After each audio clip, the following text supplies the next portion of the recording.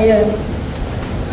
Gusto ko po i-draw yung attention natin, no, sa bilang ng mga bata at kabataan na maagang mula sa kanilang sariling mga salita ay maagang namamartir dahil sa gera na hindi nila pinili, hindi nila pinagpasyahan at hindi nila kasamang pinagdesisyonan. Dahil alam natin na ito ay isang gera na pinagkasunduan, hindi lamang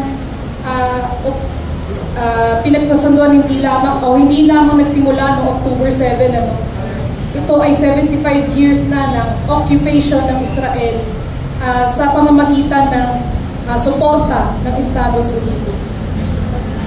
Kung iisipin po natin, ilang mga pagkilos na ang ginawa sa iba't ibang panig ng daigdig upang ipakita sa buong mundo kung gaano kasuklam-suklam ang nangyayari sa Palestine. Sa bilang lang ng mga bata na naging biktima, nagkaroon ng pagkilos sa isang lugar sa Europe kung saan nilatag nila ang mga damit ng mga bata side by side at umabot ito ng 5 kilometro. Yun yung bilang ng mga bata na namatay sa Palestine. Ganon din kung pupuntahan natin ang lamay ng bawat isang bata na napatay sa Palestine, aabutin tayo ng 41 years para masama lahat sila sa bibigyan natin ng memorial. Nakakalungkot na bagay po. Dahil ito nasasaksihan natin at kailangan nating gawin na hawakan ang grief na to sa isang kamay natin para makita natin na ito, ang nasasaksihan natin ay mundong unti-unti nang pumapalya. It's a failing world to us, lalo na sa mga kabataan. At nakikita natin kahit pa may mga attempts to put Israel to accountability, nakikita natin ang continued impunity at ang sinasabi lang nito na the justice system is failing us. No? You cannot put the perpetrators of the genocide to their own courts. No? Hindi mo pwedeng ilagay ang mga imperialista sa justice system na sila ang nagpapanukala. Kaya sa kabilang banda, malaki ang pag-asa.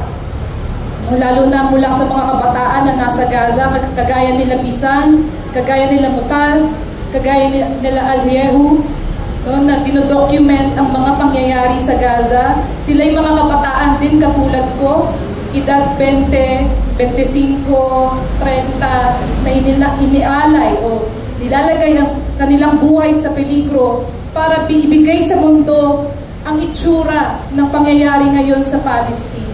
At ito ay nagbibigay ng pag-asa para sa atin na gawin din natin ang ating parte, na hindi tayo tatayo lamang at manunood habang nakikita natin ang unti-unting pagdurog at pagpatay ng mga tao sa Palestine.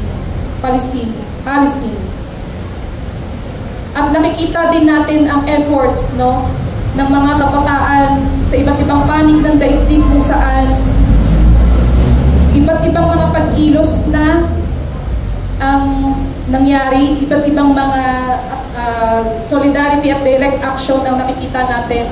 At ito ay direktang nagsasabi sa atin na hindi tinatanggap ng henerasyon na ito ang katumbas ng Holocaust na nangyari noong Second World War. No? Kaya kung itatanong natin sa sarili mo, anong gagawin mo kung ikaw ay nabuhay sa isang panahon na may genocide na nangyayari? Masasabi po namin, we are proud to say na meron kaming ginagawa para ibigay ang atensyon na ito sa buong daigdig at meron tayong dapat at kayang gawin.